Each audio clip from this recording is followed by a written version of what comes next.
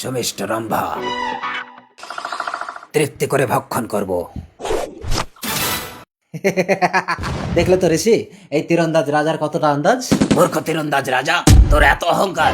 তুই আমার আহার নষ্ট করলি। আমি তোকে অভিশাপ দিচ্ছি, তুই আহারের জন্য যেটা স্পর্শ করবি সেটাই মাটি হয়ে যাবে। শকুনের সাপে কোনোদিন গরু মরে না ঋষি। তোর বিশ্বাস হচ্ছে না তো? তবে দেখ, এই নে ধর, এই রম্ভাটা তুই ভক্ষণ করে দেখা তো। দিন দেখি, এ তো মাটি হয়ে গেল। আমাকে ক্ষমা করো ঋষি, এরকম সব জিনিসটা যদি মাটি হয়ে যায় আমি তো না খেতে পেয়ে মরে যাবো ঋষি।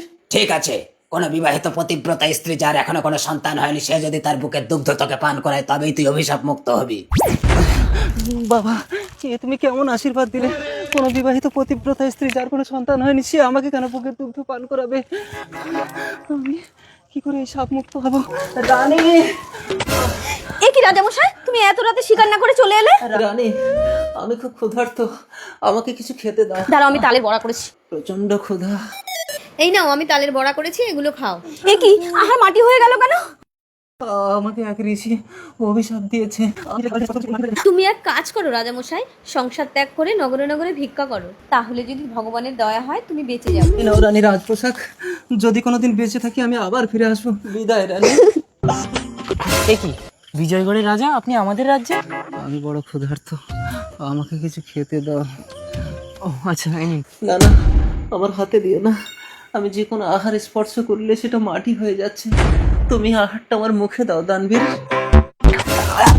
এ কি, মাটি? ঠিক আছে, আপনি চলুন, আমার স্ত্রী পতিব্রতা নিঃসন্তান। বৈশালী,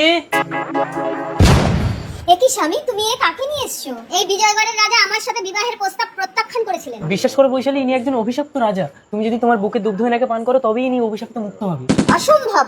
আমি একজন পতিব্রতা স্ত্রী হয়ে কখনোই অন্য পুরুষকে আমার দেহ স্পর্শ করতে দেব না। আর যদি একে আমি আমার মন্ত্র বলে একটা শিশু করে দেই, তাহলে তুই একে বুকের দুগ্ধ পান করাতে পারবি তো? হ্যাঁ, আমি সন্তানহীন গুরুদেব, তাহলে অন্তত এক মুহূর্ত সন্তান সুখ পাবো। আমাকে কৃপা করো ঋষি। এই নে বৈশালী, এইবার একে তোর বুকের দুগ্ধ পান করা। কেঁদো না সোনা, এ নাও দুধ খাও। রাজামশাই, কি হলো? আমি সাপ মুক্ত হয়ে গেছি, ধন্যবাদ মা। ঠিক আছে রাজামশাই। আমি সাপ মুক্ত হয়েছি রানী, এবার আমাকে খেতে দাও। এই নাও রাজভোগ।